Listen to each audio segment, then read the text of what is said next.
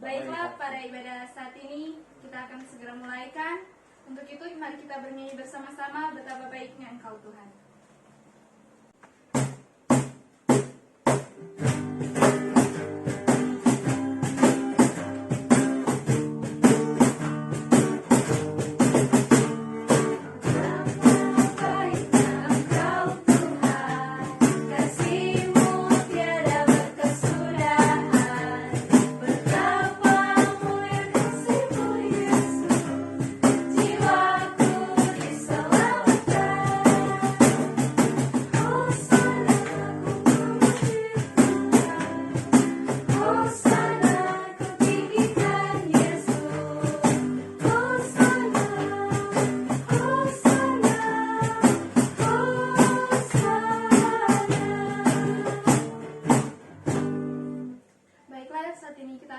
Dalam doa pembukaan yang akan dibawakan oleh Kak Linoviatiwa. Teman-teman yang ada di rumah, mari kita satu dalam doa. Bapa yang kekal yang berada dalam kerajaan sorga, terima kasih banyak Tuhan Yesus Kristus karena Engkau masih memberikan kami kesempatan untuk memuji dan memuliakan nama-Mu. Bapa, pada saat ini kami akan memulaikan ibadah gabungan pemuda dan remaja Gemein Paulus Kauditan. Kiranya Engkau dapat memimpin itu hingga bisa berakhir dengan segala baik. Terima kasih Tuhan Yesus Kristus, dalam nama Yesus, haleluya, amin. Kita tahu sebagai manusia kita tidak pernah jauh dari kesalahan dan dosa. Untuk saat itu kita akan masuk dalam doa pengakuan dosa yang akan dibawakan oleh Inka Dutulung. Dalam persiapan kita bernyanyi bersama-sama sejauh timur dari barat.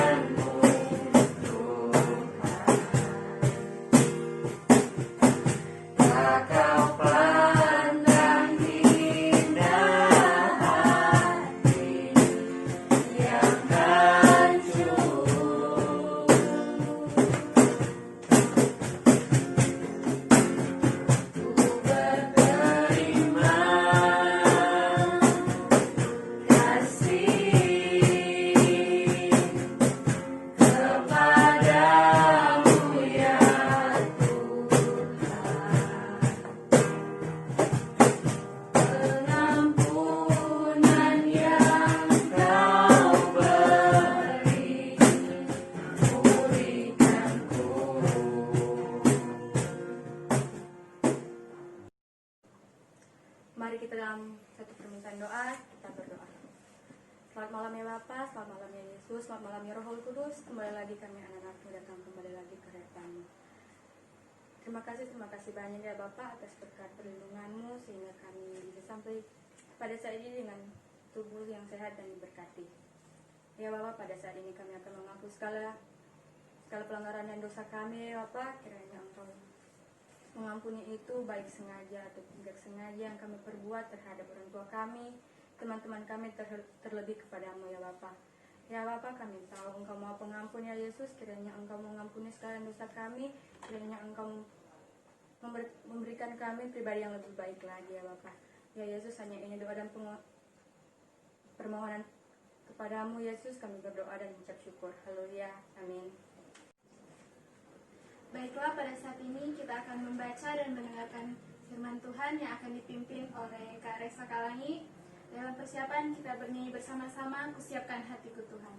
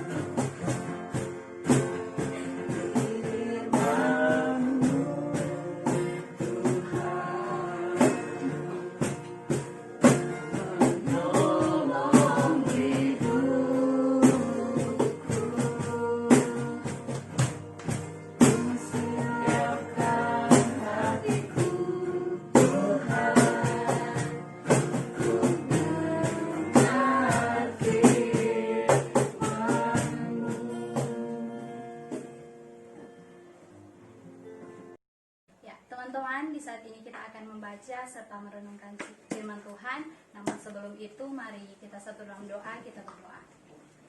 Bapa kami yang ada dalam kerajaan surga, kami sungguh bersyukur atas penyertaan Tuhan, sehingga kami semua masih diberi kesempatan untuk beribadah, meskipun hanya secara online. Namun kami sungguh bersyukur karena keinginan kami tidak pernah terhalangi. Bapa dalam kerajaan surga, di saat ini kami akan membaca serta merenungkan firman Tuhan. Mampukan kami untuk mengerti dan memahami apa yang menjadi maksud dalam firman-Mu di malam hari ini. Bapa dalam kerajaan surga, inilah yang menjadi doa dan permohonan kami. Di dalam nama Tuhan Yesus kami berdoa. Amin. Teman-teman, pembacaan kita di saat ini terambil dalam kitab Keluaran pasal 13 ayat 17 hingga ayatnya yang ke-22. Kitab Keluaran pasal 13 ayat 17 hingga ayatnya yang ke-22. Di bawah perikop, Allah menuntut umatnya. Setelah Firaun membiarkan bangsa itu pergi, Allah tidak menuntun mereka melalui jalan ke negeri orang Filistin, walaupun jalan ini yang paling dekat. Sebab firman Allah, jangan-jangan bangsa itu menyesal apabila mereka menghadapi peperangan sehingga mereka kembali ke Mesir.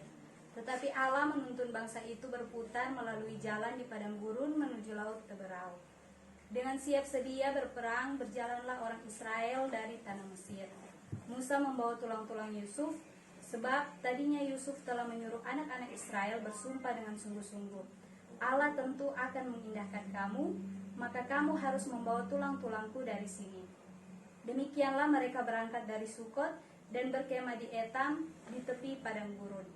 Tuhan berjalan di depan mereka pada siang hari dalam tiang awan untuk menuntun mereka di jalan, dan pada waktu malam dalam tiang api untuk menerangi mereka, sehingga mereka dapat berjalan siang dan malam dengan tidak beralih Tiang awan itu tetap ada pada siang hari dan tiang api pada waktu malam di depan bangsa itu.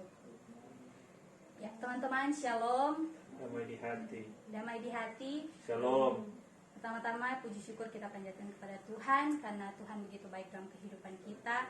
Tuhan masih memberikan kebaikan, berkat-berkatnya dalam kehidupan kita setiap hari, sehingga di saat ini kita masih diberi kesempatan untuk beribadah bersama. Teman-teman, beberapa di antara kita pasti pernah berada di satu titik atau situasi maupun kondisi di mana kita mengalami kekecewaan, kita berputus asa yang membuat kita pasrah dengan keadaan yang kita alami. Sontak membuat kita berpikir, apakah Allah benar-benar menyertai kita? Atau apakah Allah masih mengingat kita? Ingatkah teman-teman dengan kisah bangsa Israel yang keluar dari tanah Mesir untuk menuju ke tanah Kanaan? Ketika mereka diizinkan keluar oleh Firaun dan mereka melakukan perjalanan untuk pergi ke tanah Kanaan, Allah tidak menuntun mereka untuk melewati negeri orang Filistin. Meskipun kalau mau pergi di tanah Kanaan itu, lewat di negeri Filistin itu adalah jalan yang paling terdekat. Mengapa? Karena Allah memiliki alasan di balik semuanya itu. Kalau kita melihat ke map kuno Mesir, kalau hanya mau pergi ke Kanaan, maka Israel dari Gosen bisa terus berjalan ke padang gurun Syur, yang di sebelah perbatasan berikutnya adalah milik orang Filistin. Nah, dari Gosen ke Gaza itu jaraknya 200 km. Dan pada zaman kuno, untuk menempuh perjalanan tersebut dengan berjalan kaki itu hanya membutuhkan waktu sekitar 2 minggu.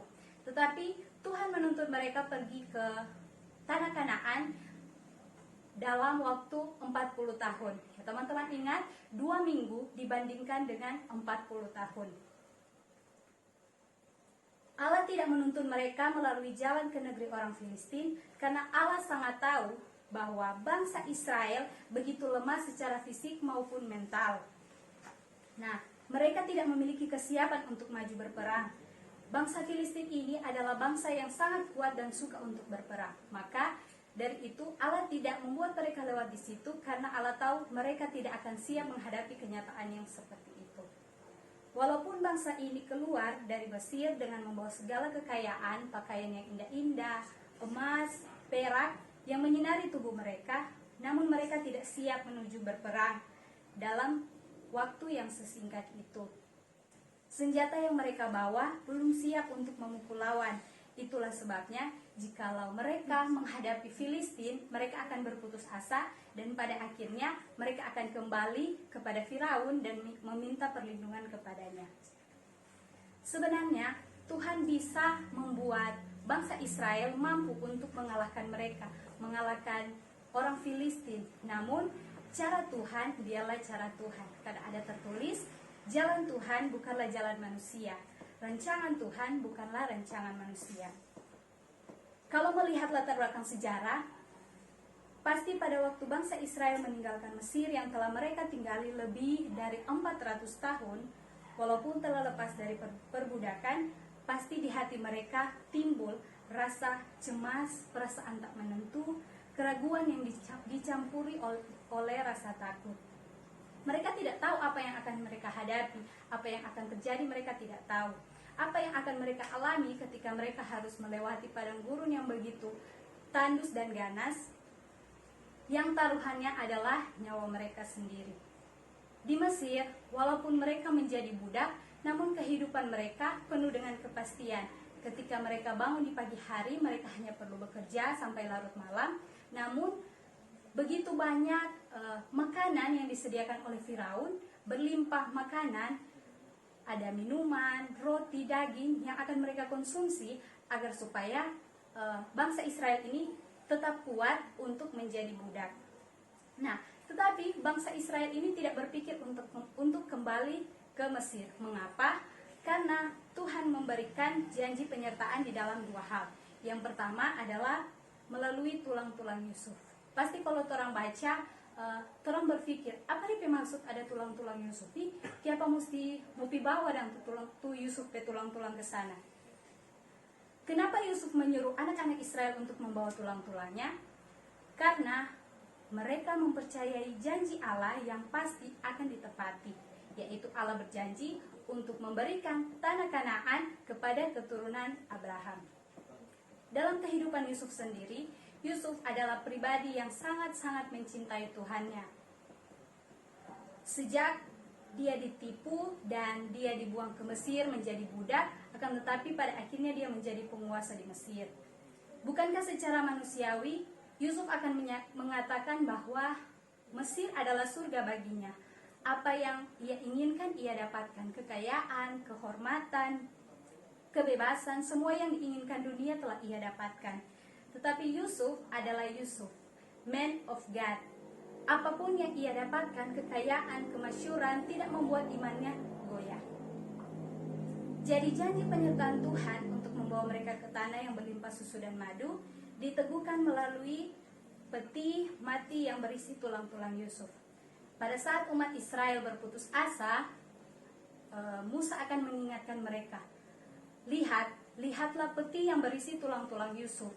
Seseorang yang begitu besar kepercayaannya akan janji Allah. Pada saat mereka lupa akan janji Allah, maka lihatlah peti mati Yusuf.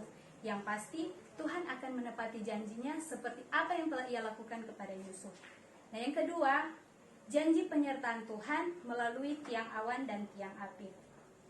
Betapa baiknya Tuhan kita, Dia tidak pernah melupakan, bahkan membiarkan umatnya.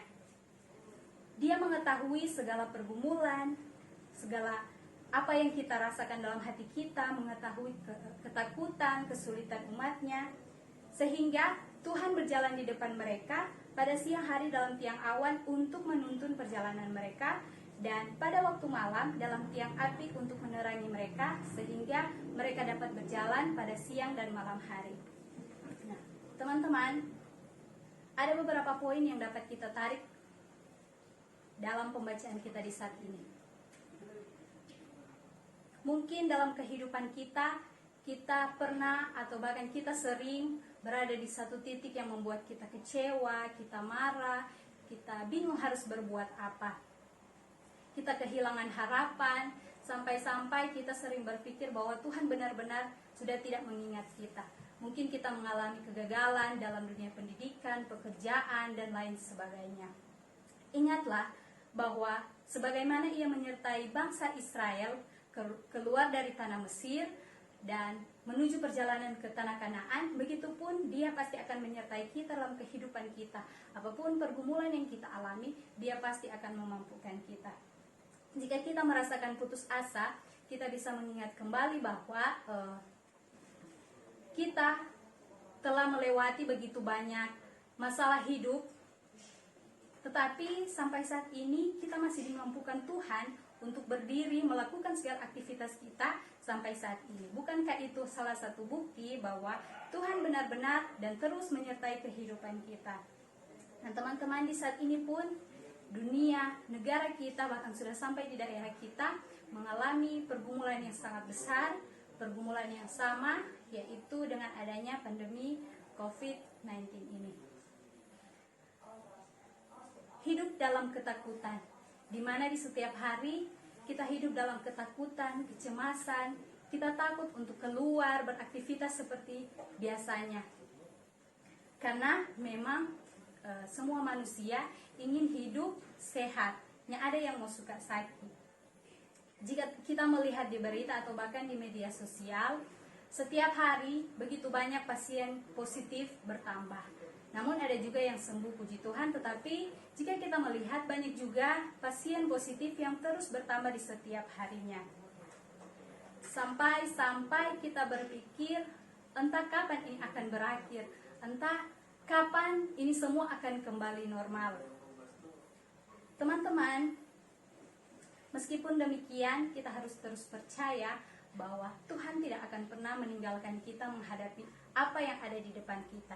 Tuhan mengizinkan kita menghadapi sebuah masalah, rintangan, tantangan, itu karena Tuhan tahu bahwa kita mampu untuk melewatinya jika kita bersama-sama dengan Tuhan. Nah, teman-teman ingat bahwa perjalanan bangsa Israel dari Mesir pergi ke tanah Kanaan yang seharusnya boleh ditempuh hanya dalam 2 minggu, tetapi Tuhan membuat mereka menempuh perjalanan tersebut 40 tahun. Bayangkan DP jarak itu sangat jauh, 2 minggu dengan 40 tahun. Namun bangsa Israel tidak berpikir untuk kembali ke Mesir meminta perlindungan kepada Firaun.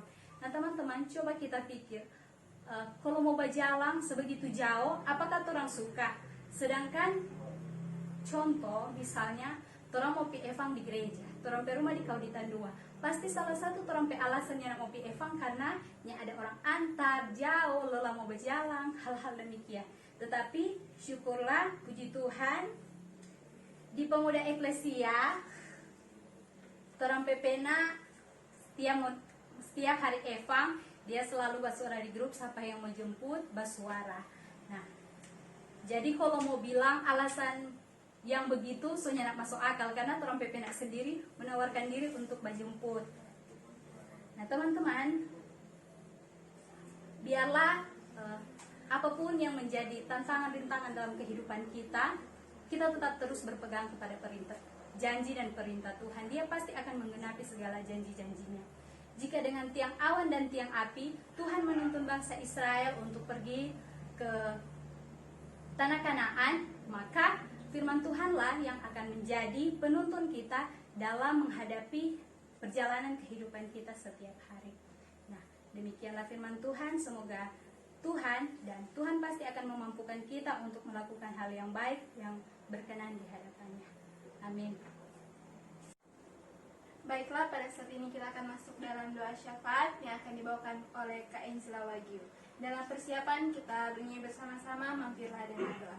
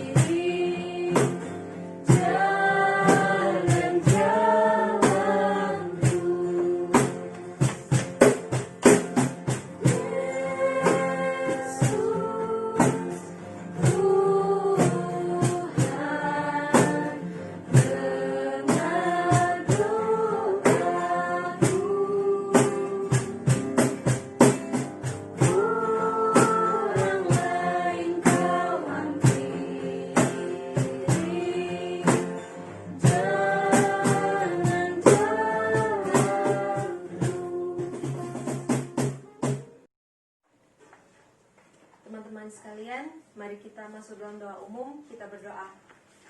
Bapa yang ada dalam kerajaan surga, terima kasih untuk firman yang sudah kami dengar.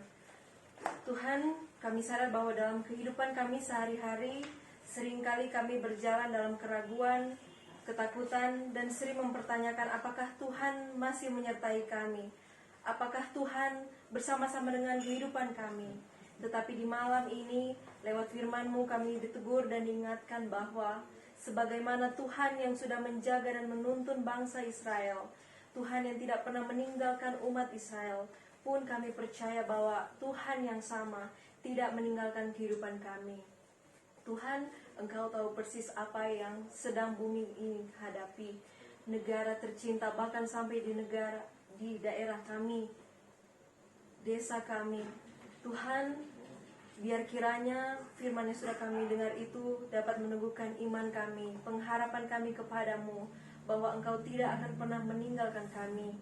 Sekalipun kami harus menghadapi pandemi COVID-19 ini, namun sebagai pemuda dan remaja yang beriman dan percaya kepadamu, kami tidak akan pernah meragukan bahwa Tuhan selalu menyertai kami. Tuhan, kami juga rindu sebagai pemuda dan remaja-Mu untuk mendoakan teman-teman kami yang dalam minggu berjalan ini mengucap syukur, baik ketambahan usia ataupun mengucap syukur dalam hal lainnya. Tuhan, biar kiranya Tuhan tambahkan sukacita dalam kehidupan mereka, Tuhan yang menambahkan berkat dalam kehidupan mereka. pun bagi teman-teman kami yang saat ini sedang mengalami pergumulan masalah hidup yang kami tidak mengerti dan tidak kami tahu. Namun Engkau adalah Tuhan yang Maha Tahu. Tuhan, mari Engkau mau melihat setiap pribadi kami. Masing-masing kami memiliki masalah. Namun biar kiranya kami diingatkan bahwa Engkau adalah Allah yang tidak pernah meninggalkan kami. Hanya lewat Engkau sajalah kami dapat melalui semua hal, bahkan termasuk dalam rintangan kehidupan kami. Dan kiranya kami mau selalu dikuatkan lewat firman-Mu. Tuhan, pada malam hari ini juga kami rindu untuk mendoakan pemuda, eklesia, dan remaja Sola Gratia. Kami yang datang dari latar belakang yang berbeda, baik yang kami masih duduk di bangku sekolah, di bangku kuliah, kami yang bekerja, kami yang sedang mencari pekerjaan. Apapun yang menjadi latar belakang kami, mari kiranya Tuhan mau memberkati kehidupan kami, agar senantiasa menjadi anak-anak-Mu yang hidup dalam jalan kebenaran. Dan biar kiranya hidup kami mau dipakai oleh-Mu sebagai alat-Mu menjadi garam dan terang bagi sesama. Tuhan, kami mau mendoakan bagi bangsa dan negara kami, mulai dari pemerintah pusat, Bapak Presiden, Wakil Presiden, sampai jajaran menteri yang ada, bahkan sampai ke kepala-kepala daerah. Tuhan, kami yakin dan percaya bahwa lewat pemerintah kami, Tuhan berkuasa. Tuhan memberikan hikmat, roh takut akan Tuhan, dan biar kiranya pemimpin-pemimpin ini dapat memimpin negeri kami dengan senantiasa mendengarkan firman-Mu. Dan biar kiranya Tuhan, apapun yang negara kami hadapi, bahkan dunia ini hadapi, itu semua atas seizin-Mu, dan kami dapat melewati setiap masalah yang ada, dan kami selalu mau mengandalkan Engkau, Raja di atas segala raja, pemerintahan di atas segala pemerintahan. Dan kami yakin dan percaya Tuhan, tepat pada waktunya, segala masalah yang kami hadapi hari ini pasti akan kami lewati. Dan biar kiranya Tuhan, kami mau selalu mengingat Engkau sebagai Allah Tuhan yang menyertai bangsa Israel, pun juga Allah yang menyertai kehidupan kami hingga saat ini. Tuhan, biar kiranya ibadah online kami tidak hanya memberkati kami, para petugas ibadah yang ada, tetapi juga memberkati setiap pribadi yang mendengarkan firman ini. Dan biar kiranya dalam kesempatan yang akan datang, kami masih bisa beribadah, pun kami rindu kami bisa beribadah kembali seperti biasa, bertemu dengan saudara seiman kami, tanpa perlu dibatasi waktu dan tempat. Tuhan, masih banyak yang mau kami sampaikan, namun Engkau sudah lebih dulu mengetahuinya. Untuk itu Tuhan, kami bawa segala kerinduan, harapan kami di dalam nama Tuhan Yesus Kristus yang sudah menjadi juru selamat kami yang hidup dan kekal. Haleluya. Amin. Demikianlah ibadah kita pada saat ini telah selesai. Diucapkan banyak terima kasih kepada teman-teman dan kakak-kakak yang sudah mengikuti ibadah di rumah masing-masing. Saat ini kita akan masuk dalam ruang organisasi. Teman-teman dari komisi akan membacakan siapa saja yang berhari ulang tahun di minggu yang berjalan ini. Yang pertama ada remaja Marlo Kelean, remaja Clifford Pangemanan, remaja Herman Tampi, remaja Christian Sunda, remaja Michelle Sahambangung, remaja Jacqueline Tiko Alu, remaja Ernest Eno, pemuda Joshua Lepong, dan pemuda Nobel Kulit.